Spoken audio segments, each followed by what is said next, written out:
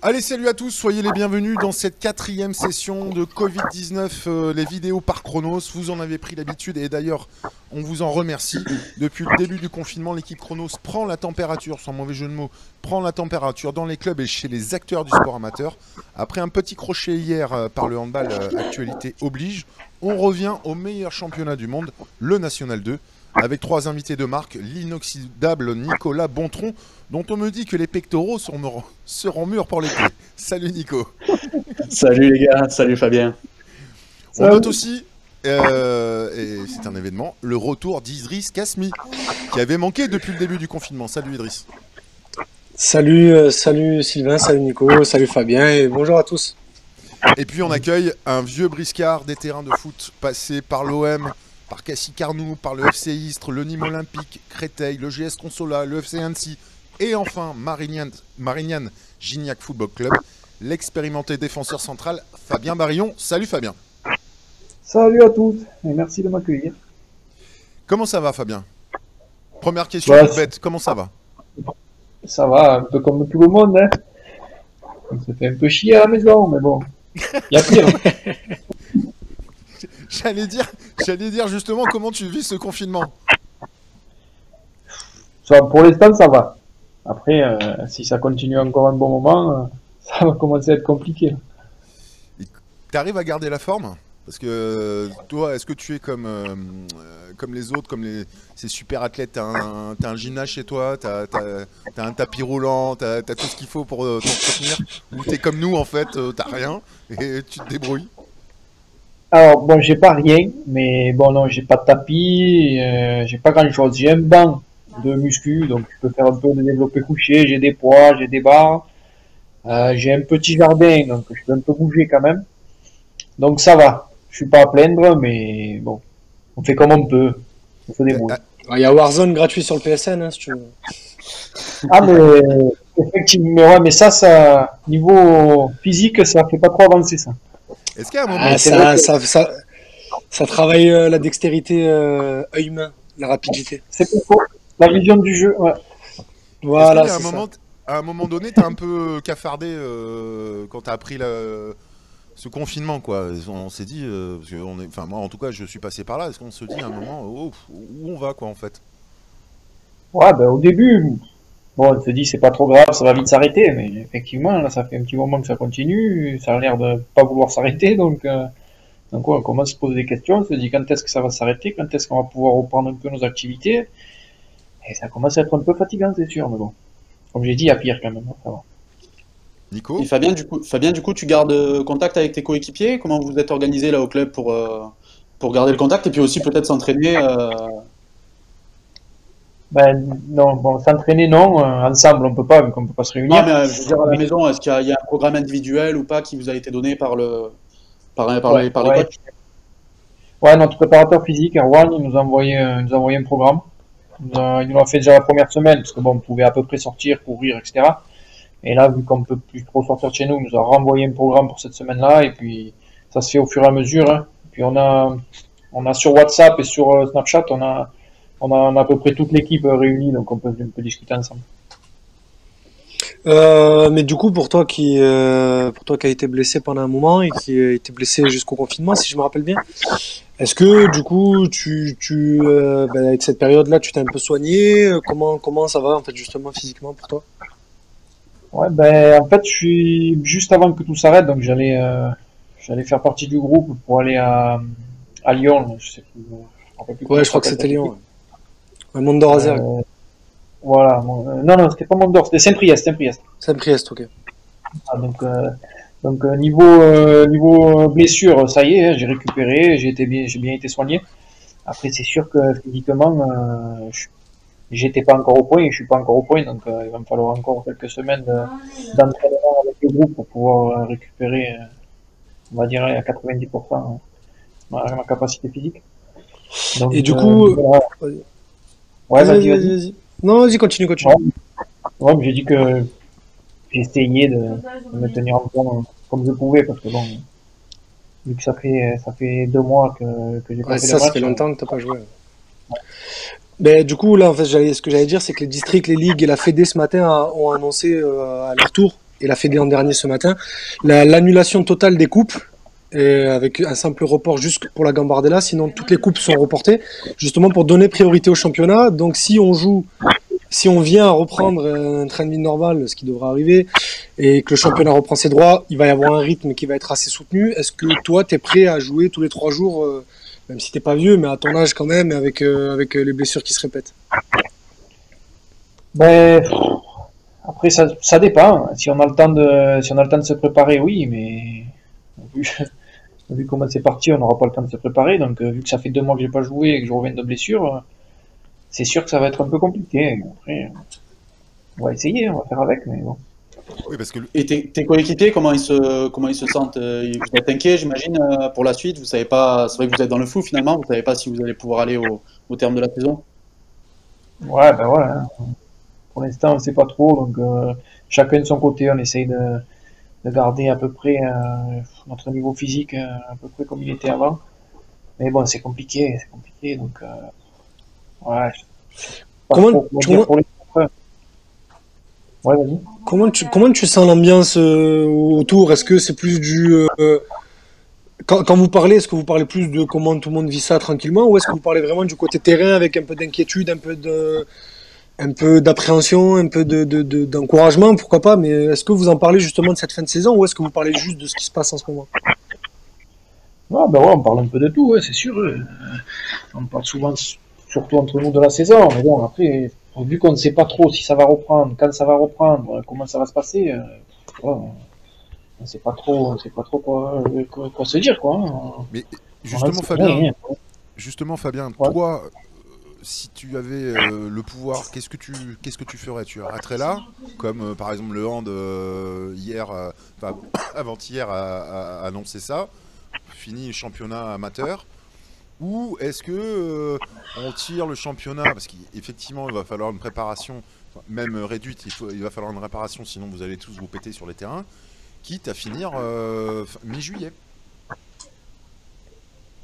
Ouais, ben, je sais pas, c'est compliqué parce que si on reprend et qu'on finit mi-juillet, on commencera le championnat d'après à quelle date? Donc, Septembre, peut-être. Ouais, début ouais, septembre, ça va juste être décalé de 3 semaines. ouais, je sais pas, franchement, c'est compliqué, hein, j'en sais rien du tout. Déjà, avant de parler du terrain, on espère que cette crise va vite passer et qu'il y aura de moins en moins de malades surtout, et puis Oui. on verra pour le foot. Mais en tout cas, c'est l'impact de cette crise elle est, je suis d'accord avec toi, on ne sait pas quoi. Tout est possible, tous les scénarios sont possibles. Ouais, on est un peu dans le flou. Eh ouais.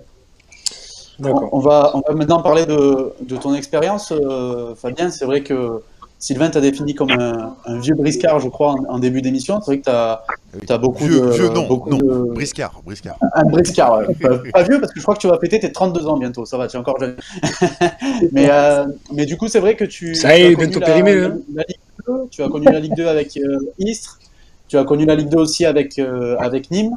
Tu as connu aussi le national, bien sûr, on s'en souvient, avec Concola. Et puis tu es arrivé, comme aime l'appeler Idriss Kasmi, dans le meilleur championnat du monde. Je crois que c'était la saison dernière à Annecy, et puis maintenant à Marignan-Lignac. Mais quel est ton plus beau souvenir? Le plus beau souvenir de ta carrière? Ben, mon plus beau souvenir, ben, c'était il y a très longtemps. C'était quand je jouais à l'OM, parce que j'étais formé à l'OM. J'ai fait un banc, à l'époque, ça s'appelait Coupe de l'UEFA. C'était au Vélodrome.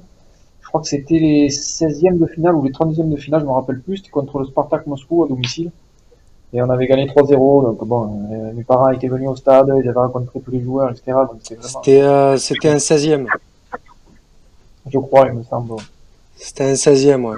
16e parce qu'on joue le Zénith en 8e et on se fait éliminer par le Zénith. Ouais. Pas de problème, hein, Ouais, je me rappelle, ouais. Marqué. on a le maître Capello du National 2 avec Idriss Ouais, Kasmi. c'est ça. Ouais, ben, dans ce match, c'est au Vélodrome, on jouait avec le maillot orange, là, dégueulasse. Et dans ce match, il y a une contre-attaque de folie. Taïwo Nasri Cissé, en 3 secondes, il traverse tout le terrain. Ouais, La Bible du football. La Bible du football. Bonne mémoire, hein. ouais, Et du c'est l'époque marquante. C'est vieux Mais quand même. quand même d'avoir été pro, c'est une belle réussite ça. pour un joueur de football, parce que c'est pas du tout acquis. Quand on commence le football. Ouais, bah oui, même quand on signe pro, hein, c'est pas évident d'y rester. Donc oui, c'est sûr que je suis assez content de ma carrière, même si j'aurais voulu continuer un peu plus longtemps en Ligue 2. Parce qu'après, c'était après Créteil, donc on est descendu donc en national. Et puis, je pensais vraiment retrouver un club de Ligue 2. J'avais 27, 28 ans. Et puis, finalement, ça s'est pas fait. J'ai repris avec Consola. Puis, après, quand tu es loin de la Ligue 2 pendant même 1 ou 2 ans, ça suffit pour qu'on t'oublie. Donc j'ai jamais pu y retourner. C'est un petit regret, on va dire. Et pourquoi justement tu n'as pas décidé de poursuivre à Annecy pourquoi tu es revenu ici? C'était, j'imagine, pour te rapprocher de la famille? Non, ben en fait, la deuxième partie de saison, ça s'est un peu moins bien passé pour moi parce que j'ai pas beaucoup joué de matchs. À la fin, bon, on n'est pas monté, et c'était vraiment l'objectif principal du club. Donc si je restais là-bas, il me restait encore 1 an. Si je restais là-bas, c'était vraiment en tant que titulaire et pour faire une saison vraiment complète et entière. Donc voilà, on a discuté avec les dirigeants, ils pouvaient pas me l'assurer vu qu'il y avait un nouvel entraîneur. Donc on a préféré s'arranger et je préférais rentrer à Marseille. D'accord. Justement, ça m'a permis aussi vu que les entraînements sont le soir à Marignane, je peux passer mon BPGEPS en même temps là, cette année. Donc j'ai des cours le matin, et j'ai stage l'après-midi et j'ai entraînement le soir. Donc, est-ce que tu peux expliquer juste du coup ce que c'est le BPGEPS pour ceux qui ne sauraient pas? Ben, c'est une formation en fait. Il y a plusieurs options. Moi, c'est une option haltérophilie, musculation.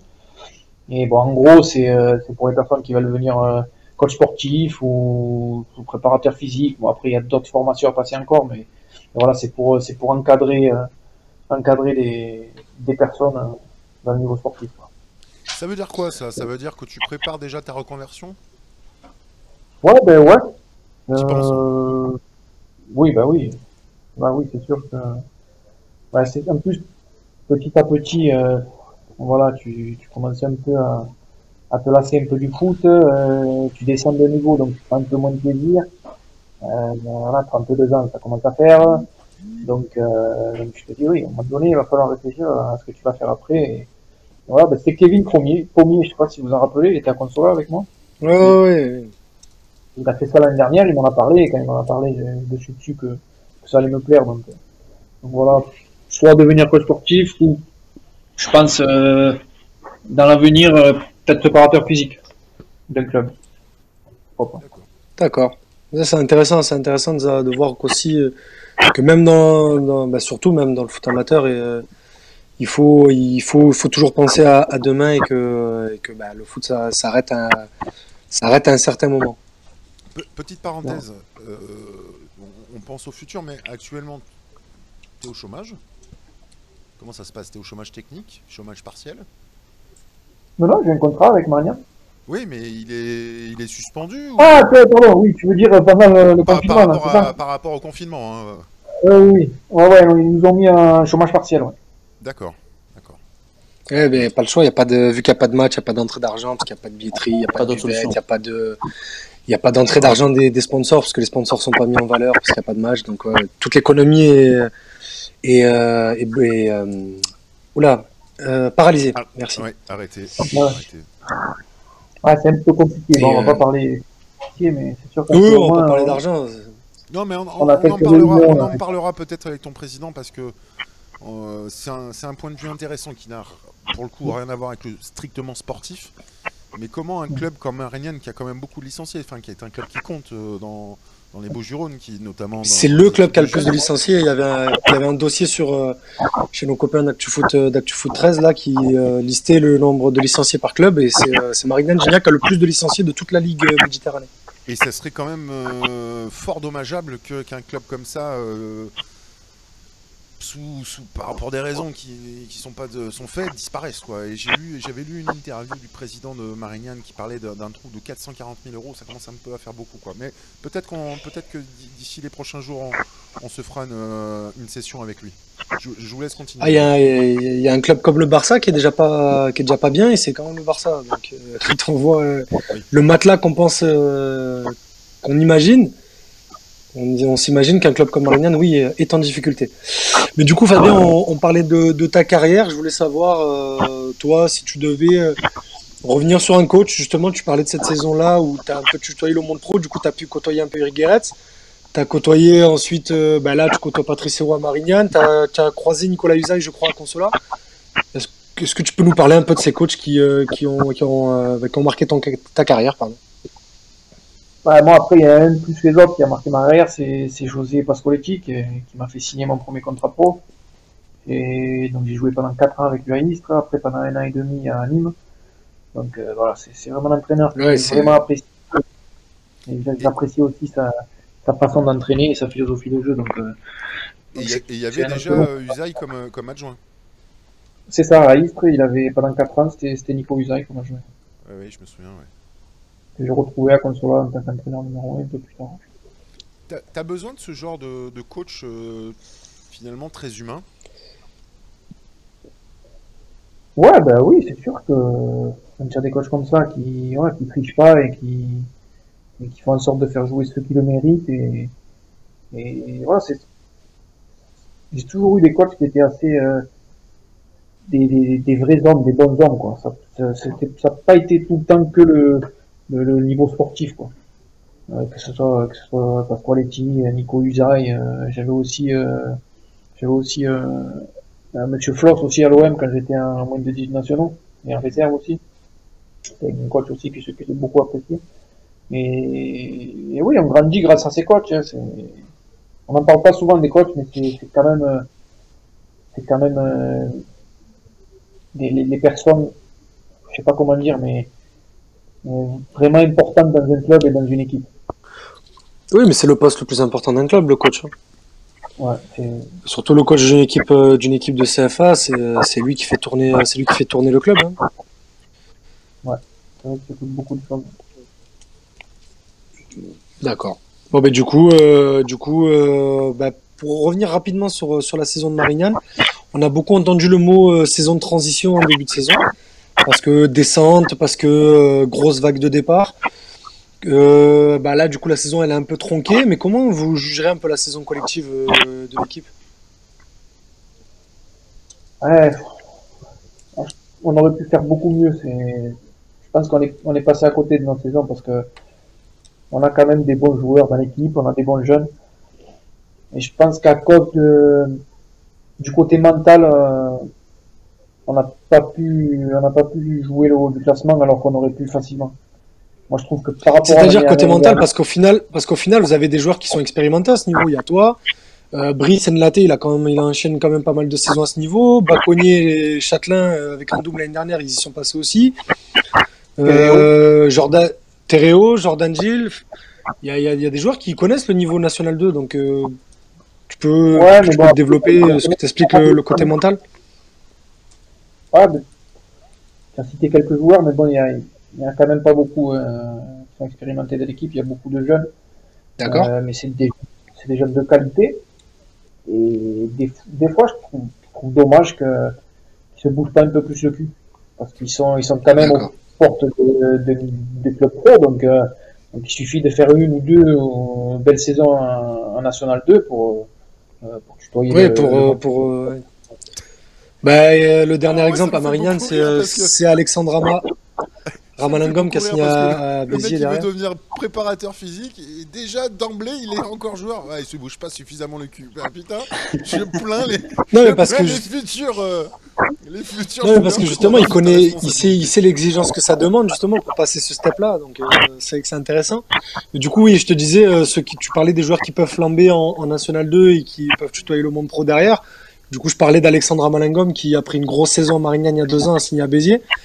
Il y en a d'autres, il y a Kwakba aussi qui était à Martigues et qui a signé à Béziers aussi. Bref, des exemples, il y en a. Il y a Ibouroua qui a signé à Auxerre aussi derrière, qui est revenu à Monaco.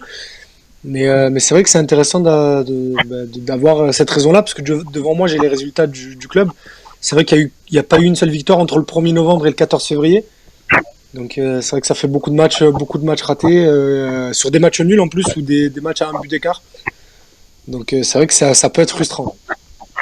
Ouais, non, c'est sûr, cette saison, franchement, on a raté le coche, parce que après, on a quand même manqué pas mal de chance sur la première partie de saison.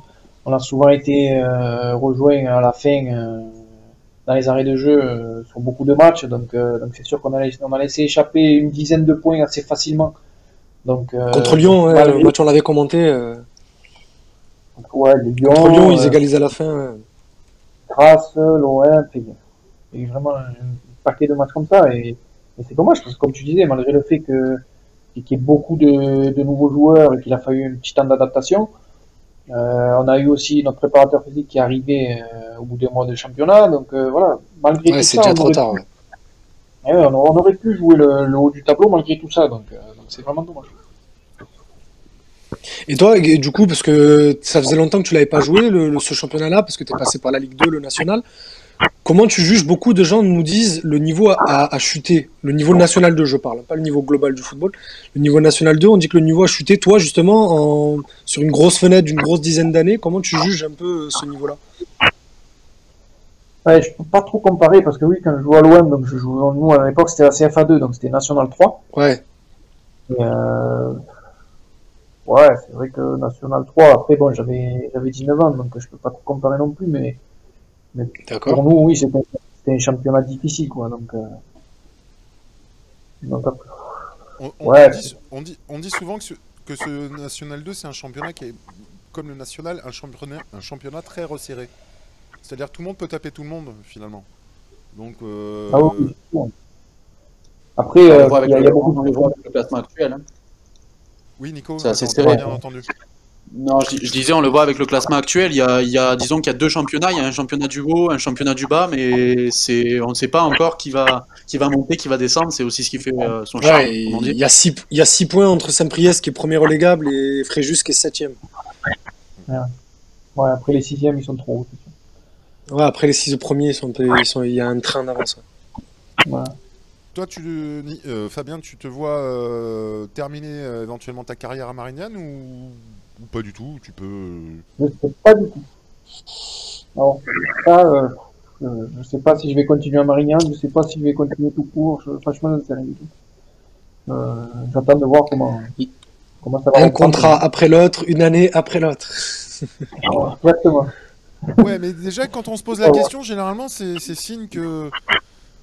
Voilà. Généralement, un footballeur qui n'a pas envie d'arrêter, il se pose pas la question. Ah oui, non, c'est sûr que je sais que je suis sur la fin, et puis c'est pas que je peux plus, mais c'est que j'en ai presque plus envie, quoi. Donc après, je sais que ça va. Donc tu sais que t'es pas le premier à me dire ça. C'est vrai qu'avec Nico, des fois après les matchs, on reste souvent à parler avec les joueurs. Et c'est vrai qu'on sent une grosse vague de spleen un peu chez les joueurs qui se demandent un peu si c'est pas des mecs au-dessus de 25 ans ou pas. Hein. C'est pas une question d'âge, c'est plus des joueurs qui se demandent si ça vaut le coup de continuer à jouer au foot ou pas. C'est vrai que c'est bizarre. Ouais, bon après ça dépend des situations de tout le monde. Mais... Oui, après chacun sa vie et tout, ouais, donc c'est. Voilà, bon, un joueur comme moi qui a 32 ans, je sais que je peux espérer plus rien, donc. Voilà, on se pose des questions hein, à ce stade-là. En plus, la période de confinement est propice à se poser des questions. Ouais, c'est vrai. Bah oui, on en est tous là. Hein. On n'est pas tous footballeurs comme toi, mais on en est tous là. C'est sûr. Bah, du coup, si tu cherches un club, moi l'année prochaine, avec mon équipe FSGT, on te prend. Hein. Bon, on paye pas, mais. Ouais, il y a combien d'entraînements par semaine? Il n'y en a pas, on joue le lundi soir. Voilà, je fais mon petit recrutement. Bon, je pense qu'on va s'arrêter là parce que moi, il faut que je libère le salon. Ah oui, un confinement oblige. Hein. Non, mais c'est vrai, hein. Oui. C'est vrai en plus. C'est vrai. Et je pense que pour Nico, c'est pas loin d'être la même chose et Idriss aussi. C'est pareil, ouais. C'est pareil. Merci Fabien d'avoir joué le jeu de cet entretien. Merci à vous. Et puis, ça va, t'as l'air en forme. On n'est pas trop inquiet. Non, ça va. Je vais pas me suicider, ne vous inquiétez pas. Il n'y a pas de souci, on pensait pas à ça non plus. Merci Nico. Merci Sylvain, merci Fabien, et merci Idriss, ça fait plaisir. Merci à vous les gars. Et merci Idriss. Ça fait plaisir de vous voir. Excuse-moi, on n'a pas compris Fabien. J'ai dit, ça m'a fait plaisir de vous voir. Ben oui, ben, nous aussi. Bah, nous aussi. Bah, moi, j'espère te Plaisir revoir sur le partagé. terrain bientôt parce que j'en ai marre de te voir en civil à côté de la grille de Marignane. À bientôt, ça devrait aller. Bon. Ça, Portez-vous bah, bien, écoute. les gars. Merci beaucoup Ah, vous Merci. aussi, ciao, ciao. Ciao. et à plus tard. Allez, à plus, les gars. Ciao.